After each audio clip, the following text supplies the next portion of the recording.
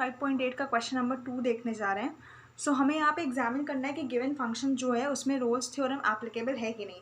तो हम पहले सेकंड का फर्स्ट पार्ट देख लेते हैं। हमें एक एफ एक्स फंक्शन दिया हुआ है इस तरीके से और हमें बताना है कि X belongs to interval 5 and 9।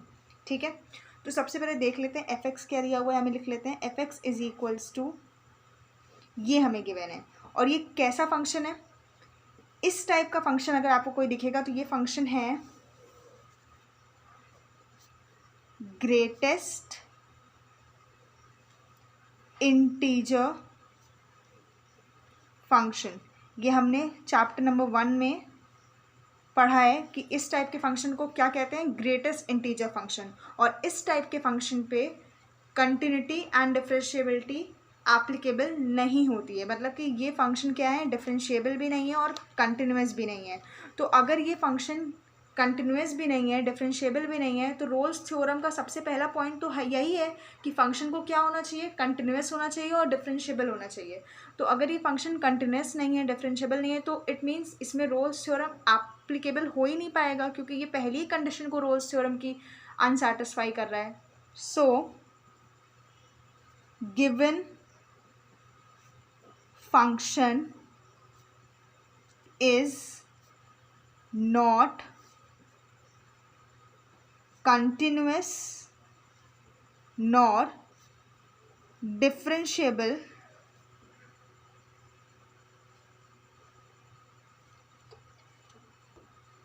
hence it is not satisfying the condition of Rolle's theorem. So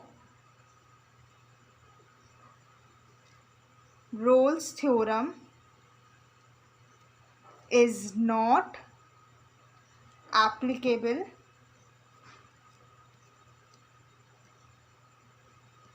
for given function. Clear. So ये था सॉल्यूशन क्वेश्चन नंबर 2 के फर्स्ट पार्ट का। आई होप आपको क्लियर हुआ होगा कि ये फंक्शन क्यों रोल्स थ्योरम इस पे एप्लीकेबल नहीं है, क्योंकि ये किस टाइप का फंक्शन है। इस टाइप के फंक्शन को हम ग्रेटेस्ट इंटीजर फंक्शन बोलते हैं और इस टाइप के फंक्शन पे ना ही ये फंक्शन कंटिन्यूस होते हैं, ना ही ये डिफरेंशिएबल होते हैं। और रोल्स थ्योरम होने के लिए फंक्शन को क्या होना चाहिए, कंटिन्यूस भी होना चाहिए और डिफरेंशिएबल भी होना चाहिए, इसलिए इसमें रोल्स थ्योरम एप्लीकेबल नहीं है। तो चलिए अब हम क्वेश्चन नंबर 2 का सेकेंड पार्ट देख लेते हैं। सो देखिए सेकेंड पार्ट हमें क्या कह रहा है, हमें एफ एक्स ये इस तरीके से एक फंक्शन दिया हुआ है और हमें कह रहा है for X belongs to interval -2 and 2। So देखिए एफ एक्स क्या दिया हुआ है, हमें ये दिया हुआ है और ये भी बिल्कुल सेम किस तरीके का फंक्शन है। मैंने आपको इससे पहले वाले क्वेश्चन बताया कि इस तरह के फंक्शन कैसे फंक्शन होते हैं, ग्रेटेस्ट इंटीजर फंक्शन। और ग्रेटेस्ट इंटीजर फंक्शन कैसा है, इसमें कंटिन्यूटी और डिफरेंशिएबिलिटी एप्लीकेबल नहीं होती है। मतलब कि इस तरह के फंक्शन ना ही डिफरेंशिएबल होते हैं ना ही कंटिन्यूस होते हैं। सो अगर ये कंटिन्यूस भी नहीं है और डिफरेंशिएबल भी नहीं है तो इसमें क्या होगा, रोल्स थ्योरम एप्लीकेबल नहीं होगा, क्योंकि रोल्स थ्योरम होने के लिए फंक्शन को कंटिन्यूस और डिफरेंशिएबल होना चाहिए।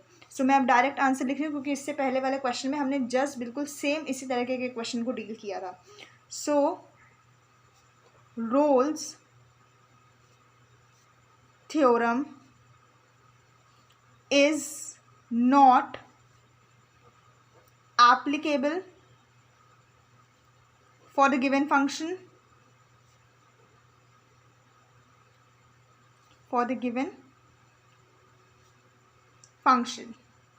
सो ये था सॉल्यूशन क्वेश्चन नंबर सेकेंड के सेकेंड पार्ट का। आई होप आपको क्लियर हुआ होगा।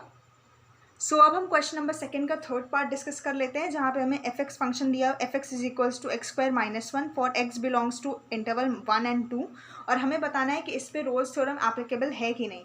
तो चलिए पहले देख लेते हैं एफ एक्स क्या है हमारे पास, एक्स स्क्वायर -1 और ये कैसा फंक्शन है, ये एक पॉलिनोमियल वाला फंक्शन है। सो अगर ये फंक्शन पॉलिनोमियल है तो इट मीन्स ये कंटिन्यूस भी होगा और अगर कंटिन्यूस है तो ये डिफरेंशिएबल भी होगा। इफ नहीं, fx is polynomial,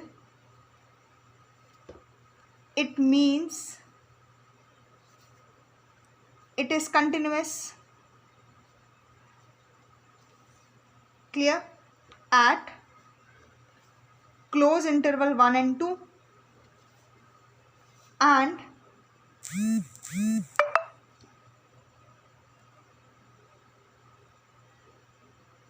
if it is continuous, then it is differentiable also. Differentiable also at open interval 1 and 2. ये क्लोज इंटरवल का साइन होता है और ये ओपन इंटरवल, इस तरीके से ब्रैकेट हम बनाते हैं. सो देखिए, रोल्स थ्योरम की पहली कंडीशन तो सेटिस्फाई हो गई कि हमारा जो फंक्शन है वो कंटिन्यूस है और डिफरेंशिएबल भी है. अब अगर थर्ड कंडीशन भी सेटिस्फाई हो जाए तो ये हमारा रोल्स थ्योरम इसमें इस फंक्शन पे सेटिस्फाई हो जाएगा. तो थर्ड कंडीशन क्या है हमारी, देखिए कि f1 is equals to this. अगर ये चीज़ सेटिस्फाई हो जाए तो हमारा रोल्स थ्योरम भी सेटिस्फाई हो जाएगा. तो चलिए कर रहते हैं. अब हमें x की जगह पे 1 एक बार पुट करके देखना और एक बार 2. अगर दोनों की वैल्यू सेम आ गई it means Rolle's theorem satisfy हो रहा है. सो हमारे पास फंक्शन क्या दिया हुआ है, x स्क्वायर माइनस 1. तो अब हम एक बार x की जगह पे 1 रख के देखेंगे. सो 1 का स्क्वायर माइनस 1 और यहाँ पे 2 का स्क्वायर माइनस 1. सो 1 का स्क्वायर तो 1 ही आएगा, 1 माइनस 1 और ये आ जाएगा 4 माइनस 1. क्लियर? सो 1 माइनस 1 0 और 4 माइनस 1 क्या हो जाएगा 3, विच इज़ नॉट इक्वल. तो ये क्या हो गया, देखिए थर्ड कंडीशन हमारी बिल्कुल भी सेटिस्फाइड नहीं हो रही है. f1 is not equal to f2. ठीक है, इट मीन्स